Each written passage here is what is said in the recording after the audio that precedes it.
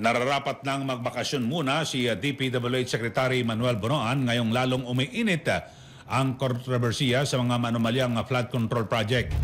Sa panayam pa rin ng programang Kasanggamo ang Langit sa Abante, sinabi ni Senator J.B. Ercito na bilang delikadesa, dapat na mag-high muna ng leave of absence si Bonoan.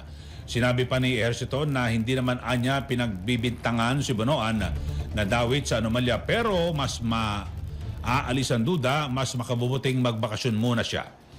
Ayon pa kay Ercito, hindi maiwasan na natatawaran ngayon ang integridad ng mga opisyal ng DPWH dahil isa sa kanilang district engineer ay inaakusahan ng panunuhol. May kontrobersya kasi yung yung departamento o na ahensya o na pinamumunuan. Maganda na out of delicadeza mag-leave muna para walang masabing undue influence that will be happening in the course of the investigation. Yan pa rin ang tinig ni Senador J.B. Ercito sa panayam ng programang Kasanggamo ang Langit sa Abante.